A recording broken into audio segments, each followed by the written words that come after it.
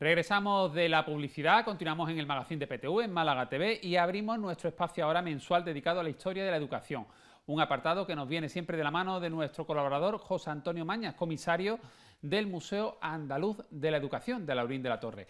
¿Qué tal? Muy buenas tardes, José Antonio. Hola, buenas tardes, una vez más aquí con todos vosotros. Vamos a disfrutar de este ratito que tenemos cada mes en el programa. Vamos a intentarlo. Vamos a recordar cómo era la educación de hace unos años y además siempre con estos aparatos en serie, elementos que nos traes, que nos deja siempre sorprendidos. Siempre intentamos hacer algo divertido. Hoy además tenemos un invitado especial, nos acompaña el director del Colegio del CEIP Bergamín, que se encuentra pues en el distrito Bailén Miraflores, en calle Pelayo, para más señas, y tenemos aquí a Antonio Jesús Bascón Díaz. Antonio Jesús, buenas tardes. Buenas tardes. Luego hablaremos de vuestro colegio, de vuestro centro y de la figura del ministro Bergamín, que da nombre al Colegio del CEIP Bergamín de Málaga. Bueno, pero vamos a comenzar hablando de banderines. Sí. Un elemento que yo creo que ya es un elemento de coleccionista, ¿no? Correcto. Bueno, es un elemento que teníamos mucha gente joven éramos seguidores de algún tipo de club o de algún tipo de organización y bueno, pues nos regalaban o ganábamos esos banderines. Como un elemento identificativo, ¿no? Exactamente. Hoy día hay otras cosas, sí, y te pones en redes sociales y en muchos sitios, pero en aquella época lo que había eran banderines. Si pertenecía, por ejemplo, uno de mis primeros clubes, el Club Bazooka Joe, que era de los chicles, ¿no? Que lo estoy viendo aquí. Que lo tenemos aquí y otros muchos. Pero un club de chicles. Sí. ¿Esto que era el que hacía más pompa con chicle o qué, José No, Antonio? te comprabas el chicle Bazooka sí, y venían unas estampitas y coleccionabas las estampitas y te hacías del club. Y entonces te mandaban banderines, una figura de goma, en fin, una serie de... Fue mi primer club. Oye, mira, fíjate, yo no conocía este club, José Antonio. Tú, lo que no tengas tú, desde luego... Es que soy muy viejo. No, oye, y los banderines también, bueno, los de los equipos de fútbol. Los de los equipos de fútbol, sí. Eso también. Que curiosamente hemos intentado traer algunos, no tenemos en el museo, sí, y están súper buscados. Hay coleccionistas que se dedican a los, por ejemplo, el Club Deportivo Málaga, los banderines del Club Deportivo Málaga, es imposible encontrarlo. Aquí estamos viendo el de tu club de chicle. Exactamente. Chicle Bazooka. Bazooka Joe. El Bazooka Joe, pero yo le decía Bazooka Joe. Ah. Y hay unas imágenes de otros muchos banderines que, bueno, eso sí los tenemos en el museo y pueden estar muy entretenidos. Bueno, yo he visto incluso por ahí las imágenes que, bueno, este es el que tenemos ahora mismo aquí en plato también, pero yo he visto las imágenes que nos ha facilitado alguno, por ejemplo, de las campañas del Domus. Correcto, sí. De muchas ciudades. Por ejemplo, este de Cervantes fue un premio que me dieron cuando apenas tenía 10 años por escribir redacciones. Ya apuntaban maneras. No, hay mucho que aprender todavía. Bueno. Y había muchos de ciudades, que cuando visitabas algunas ciudades, pues te comprabas un banderín de esa ciudad.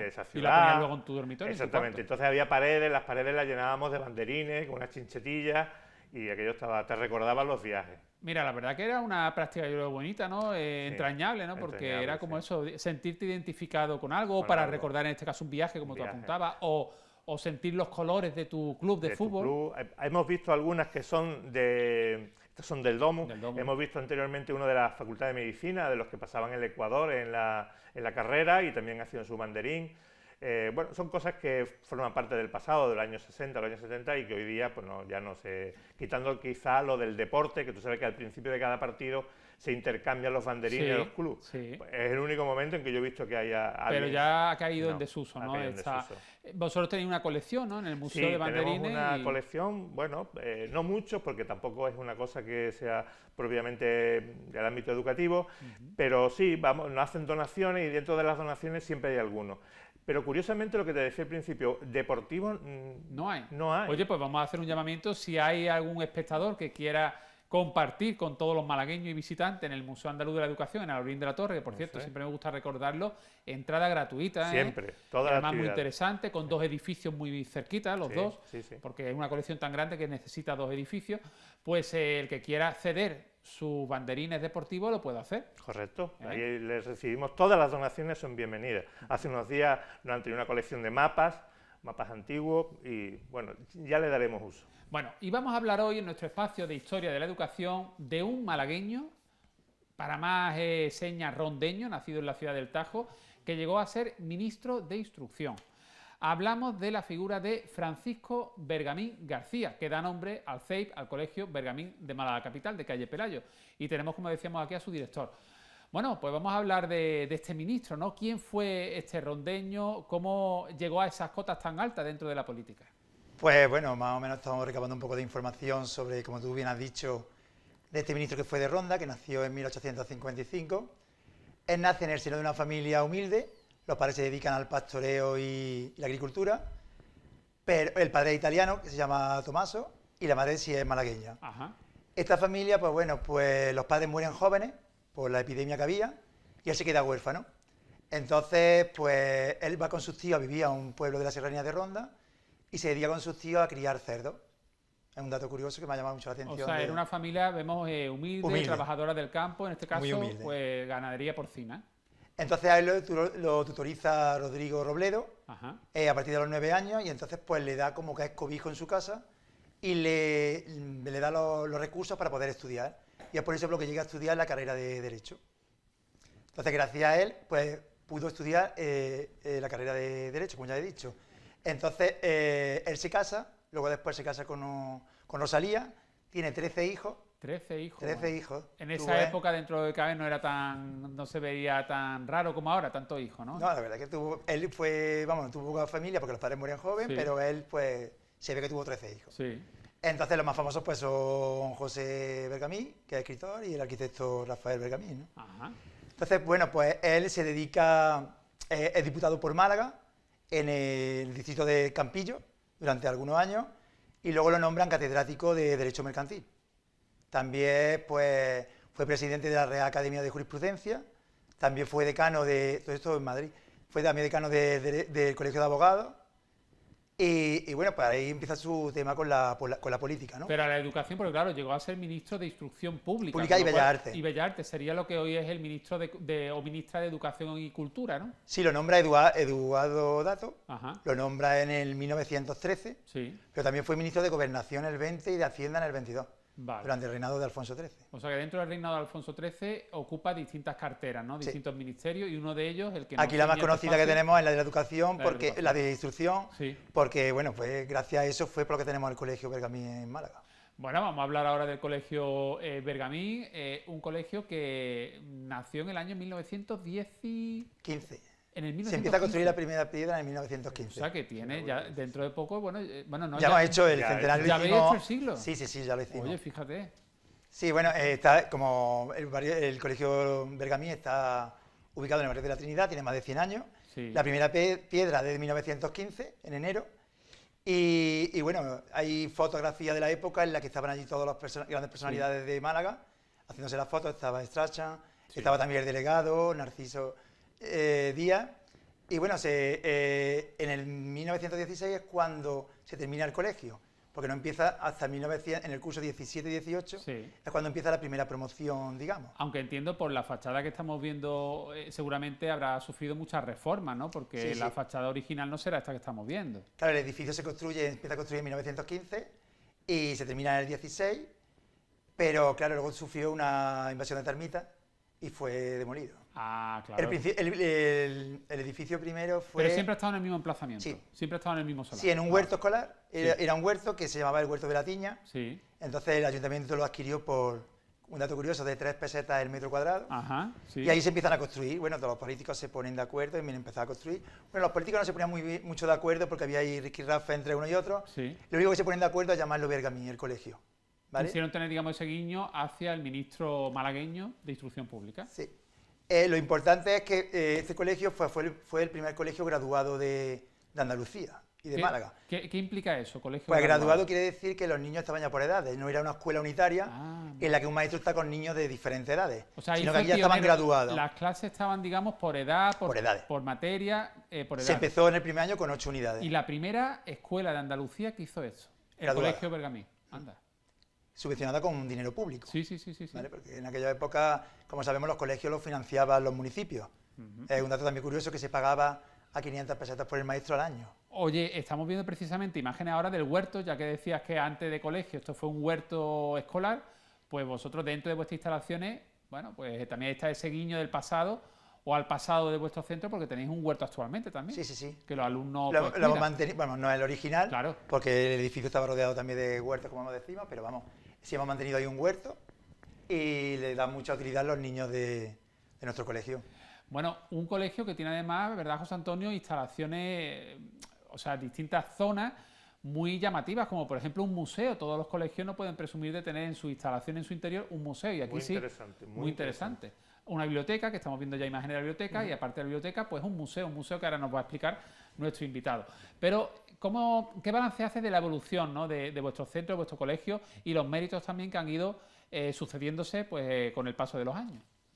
¿Perdón? Sí, ¿qué balance hace de la progresión que ha tenido el centro, la evolución y los méritos también alcanzados, ¿no? Ahí estamos viendo imágenes. Bueno, pues sí, más o menos, pues decir un poco que fue también un centro pionero en integración. Ajá. Cuando llegó la ley de 1985, fue el primer colegio que también integró niños con necesidades educativas especiales. En la actualidad también se mantiene esto, somos un centro que integramos muchos niños, tenemos mucho profesorado de pedagogía terapéutica, edición y lenguaje. Sí. Es un colegio de compensatoria, seguimos todavía manteniendo ese nivel para un poco compensar las clases desfavorables, ya que tenemos más de 20 nacionalidades en nuestro colegio. También decir que eso, el museo que tenemos, que se empezó a abrir al público en 1984, ¿vale? Y también tenemos una pequeña cofradía que se creó en 1982, que se llama El Cautivo Chico y Santísima María Trinitaria. Que tanto ¿no? una cosa como otra lo lleva la compañera Gloria María y Ana María, que es la monitora escolar. Que creo que el Viernes de Dolores cuando hacéis la procesión. Sí, hacíamos la procesión siempre el Viernes de Dolores, pero este año lo vamos a cambiar porque tenemos problemas, porque estos tronos se hicieron para cuando el colegio tenía niños hasta de secundaria. Entonces los tronos son muy grandes y nuestro alumnado ahora llega solamente hasta sexto. Ajá. Entonces pues necesitamos portadores mayores, o sea, niños del instituto o antiguos alumnos o antiguos padres del colegio. Entonces este año lo vamos a hacer el jueves. Ajá, muy bien. Oye, una pregunta, hemos visto imágenes, o estábamos viendo imágenes del museo. ¿Cómo describirías ese museo? ¿Qué es lo que ofrece el museo, su contenido? Hemos visto el mapa antiguo. El museo, la verdad que nos planteamos que es una lástima que no se abra más la ciudad, que no lo conozca mucha gente. Solamente, ya te digo, Gloria María es la única que, con alumnado adulto de la universidad, lo está llevando con un profesor a visitar todos los años, que nos piden autorización para hacerlo. Entonces, la idea de este año, del nuevo equipo directivo, Amalia, que es la jefa de estudios, pues quiere un poco darle un impulso para abrirlo un poco a otros centros que puedan venir a verlo. Y colaborar más también con el Museo Andaluz de la Educación, porque tienen verdaderas joyas. Por ejemplo, un llavero que tenía el sitio donde se depositaban las llaves de todas las aulas, mapas, globos, muchos enseres que son muy interesantes, y podemos hacer exposiciones conjuntas. En fin, que es un tema que ya hemos... Se recogen muchas actas y documentos y materiales de aquella época. Sí, sí. Aparte de mobiliario, ¿no?, de cómo era una clase antiguamente, lo estamos viendo. Bueno, pues mira, muy curioso también el museo que tiene en su interior el CEIP Bergamín, en calle Pelayo. Y ahora, muchas gracias por venir. ¿Te quedas aquí con nosotros un ratito más? Sí. Vamos a hablar del telégrafo, José Antonio. Sí, bueno, en el tema científico, digamos, de este mes, vamos a hablar del telégrafo. El telégrafo eléctrico, porque antes del telégrafo eléctrico había otros dispositivos que eran ópticos, ¿no?, que eran mediante banderolas y aspas, que, bueno, desaparecen con la llegada de la electricidad. El telégrafo es un aparato que emplea señales eléctricas para transmitir mensajes de texto mediante un código, por ejemplo, el código Morse, mediante líneas ya sean alámbricas, es decir, con hilo, o inalámbricas, ¿no? Ahora después veremos algunos de los aparatos que tenemos en el museo y estamos viendo pues fotografías de las personas que realizaban el trabajo de telegrafistas, que necesitaban una formación muy concreta porque tenían que aprender a utilizar, por ejemplo, el código Morse, ¿no? Todo el mundo piensa que el telégrafo de Morse, de Samuel Morse, fue el primero, pero no fue así. Ya desde el año 1832 había experiencia de telegrafía con Schilling, Gauss, Weber, pero es en el año 1836 cuando Samuel Morse, que era un pintor, construye su primera maqueta, con los enseres que tenía en su estudio, cosas de madera, un lápiz, hace su primer telégrafo. ¿Pero un pintor, digamos, artístico? Sí, artístico, sí, se dedicaba a pintar cuadros. Y entonces, pues, escucha una conversación sobre electromagnetismo y se le ocurre la idea del telégrafo. Pero no es hasta 1844 cuando ya hace la primera conexión alámbrica entre Washington y Baltimore, y utiliza para ello un manipulador y un sonador, un resonador, que lo tenemos por aquí en plató, y que vamos a ver también en las imágenes de lo que tenemos. Porque en el museo tenéis una colección de telégrafos. Muy amplia, sí, muy amplia. Tenemos, si vemos las imágenes, empezaremos viendo los primeros telégrafos de juguete, que eran telégrafos educativos para que los chicos y las chicas aprendieran un poco los mecanismos. Estos son los primeros, los más elementales, son telégrafos Breguet, que se llama. Fíjate que gira la ruedecita hacia la letra y en la parte superior, que está el receptor, pues gira en el mismo sentido hasta la letra que corresponda. Este es el telégrafo de Breguet. Lo que tenemos a continuación es un galvanómetro de aguja. Esto fue de los primeros telégrafos, utilizaban un dispositivo como ese para marcar las señales. Por ejemplo, el telégrafo de Wheatstone, que fue uno de los pioneros. Este que tenemos a continuación es el telégrafo completo de Samuel Morse. Tenemos el receptor, tenemos las pilas, esas son las baterías, tenemos el voltímetro y el manipulador, el pulsador, que está por ahí, ¿no? Y un pequeño telegrama que nos ha regalado alguien y lo tenemos ahí para que se vea pues lo que te llegaba a casa, que te traía el mensajero. La comunicación, ¿no? La comunicación. Que algunas veces no eran buenas noticias. No, algunas veces no eran buenas noticias. Por lo general no eran buenas noticias. No, bueno, también te mandaban felicitaciones. ¿Ah, sí? Claro, invitaciones a eventos. Invitaciones a eventos. Vale. Claro, es que era la única forma de comunicarse. Claro. No había Esto es previo al teléfono. Hombre, claro, muy anterior. Muy anterior. Y entonces pues te llegaba, te invitaban a o te daban una mala noticia, o te mandaban un telegrama desde algún sitio del mundo, de Europa o de América. Ahora veremos la primera experiencia y te daba novedades. Esto que tenemos ahora es otro telégrafo multiplex y con su pulsador, su voltímetro para ver que no había caída de tensión en la línea. ¿Tú te acuerdas? Hablábamos cuando preparábamos el programa, sí, que los primeros que caían en las películas de indio... El telegrafista. El telegrafista. Es verdad que tenía que aguantar hasta el final y llegaba el indio, pum, y... Sí, bueno, estaban siempre al lado de la estación del tren. Claro. Cuando los indios saltaban, el primero que caía el telegrafista. El que se había quedado ahí mandando. Y el último que salió del Titanic, ¿quién fue? El telegrafista. El telegrafista. Había dos, uno se salvó y el otro no. El otro se fue abajo al fondo. Exactamente. Aquí tenemos otro, ya un poquito más reciente, este es americano, con su pedestal, con el resonador y con la pila, una pila de la época que alimentaba... Oye, pedazo de pila, ¿eh? Sí. Bueno, ahí en el museo tenemos cosas más grandes, sí que corresponden a las pilas anteriores a estas, son pilas secas, y otras anteriores de mayor tamaño. Fíjate, lo que tenemos ahí de vidrio a la izquierda es otra pila, otro modelo de pila. Y aquí tenemos los aisladores. Cuando se lleva el cable por los postes de madera, esto estaba puesto en los ganchos de hierro y los hilos del telégrafo y después del teléfono iban enrollados en estos aisladores de vidrio. Claro, para que la comunicación llegara de un punto a otro. Claro, para aislar eso del suelo, ¿no? Y esto que tenemos aquí es un trozo de cable submarino. Fíjate, el cable submarino, la comunicación entre Europa y América, la primera experiencia fue en el año 1858, que fue una comunicación, un cable entre Irlanda y Terranova y un mensaje entre la reina Victoria y el presidente Buchanan. Tardó el mensaje en llegar 16 horas y media, un poquito. Un poquito, pero bueno. Y el cable al mes de... Imagínate con los barcos de vapor... Claro, estamos hablando desde Inglaterra hasta Canadá, ¿no? Hasta Canadá, efectivamente. Sí, hasta Terranova. Y al mes de tender el cable falló.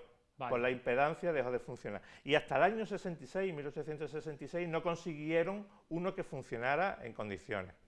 Estos son los primeros avances de las comunicaciones entre un sitio y otro. Todo eso cambia con Guillermo Marconi. Claro. Que hace la primera telégrafos inalámbricos, sin hilo. Eso fue en el año 1894. Ya a través de la radiofrecuencia. La radiofrecuencia. Y ahí lo que estamos viendo ahora mismo son los dispositivos para hacer la emisión. Eso es un carrete de Runcor con la batería de pilas de Grenet para pues mandar la señal, alimentar, y con esa chispa que saltan entre esos dos polos hace falta, digamos, los repetidores, pero se consigue la comunicación. Hay distintos libros también que recogen curiosidades, historias de este invento. Exactamente. Y en todo este que estamos viendo es el Feliu, un libro de 1890, donde se describe la telegrafía. Fíjate, la telegrafía fue el primer uso práctico de la electricidad, porque la luz eléctrica vino después. La primera cosa que se apareció, que se utilizó, aparte de dar chispazo a la gente, fue el tema del telégrafo. Bueno, yo chispazo hoy no me voy a llevar, ¿no? Porque algunas veces... No, hoy no vamos a... Vale. Hoy vamos a mandar... Hoy va a ser bueno. Hoy va a ser bueno, vale. No, vamos a hacer muy bueno, porque vamos a enseñar cómo se manda una señal de socorro. Venga. Entonces, para ello me he traído un juguete muy especial. Es un juguete de la casa Airgan, del año 65-66, que fue un juguete novedoso, que es este que tenemos aquí. Se llama SOS Airgan, este que tenemos aquí. Receptor, transmisor, Morse. Morse, efectivamente. Entonces, lo he sacado, le he puesto unas pilas, lo he probado estos días y funciona. Vale. Entonces, tenemos aquí, es un cable, lógicamente mediante unos cables. Entonces yo te voy a mandar un SOS. Vale, yo estoy, por ejemplo, en Terranova y tú estás en Inglaterra. Yo soy la reina Victoria y yo soy el presidente ahí de Terranova. Entonces te voy a mandar un SOS. Claro, lo vamos a hacer con el código Morse. El código Morse SOS es ... Digo para que se sepa ya, pues, si alguna vez hace falta. Vale. Entonces hago ... a ver. Algo... Vamos a ver. Punto. Esto es la... Y ahora tú me tienes que contestar. Y ahora yo te contestaría hola. Hola. Venga, hola. Que a mí, vamos a explicar a nuestros espectadores que me la han puesto la chuletilla, ¿eh? Aquí se ve cómo tiene que hacer uno, porque yo de código Morse no, pero bueno, venga. Hola, pues la H sería 4 puntitos. 4 puntos. Exactamente. 3 la rayas. O, 3. Ahora. Un punto. Y ahora. Ya está. Ya y yo está. te digo tu nombre. Tu nombre sería raya, punto, punto, la D, punto, punto, la I, punto, la E, raya, raya, punto, la G y raya, raya, raya, la O. Y ahora te digo yo, se nos acabó el tiempo del programa. Y yo, pues muy bien. Bueno, oye, qué curioso. Bueno, esto es los comienzos, el origen de la comunicación a distancia. Sí, a distancia, correcto. Es una cosa muy... Imagínate para un niño del año 60 y poco tener este juego. Estos fueron mucho antes de los walkie-talkie. Me decían los compañeros del estudio que ellos tenían un walkie que hacían también con un pulsador, algo parecido. Pero este juguete fue anterior. Fíjate que aquí tiene el código Morse, en la parte superior, y la bombilla verde y la roja es la que está operativo y que manda la señal.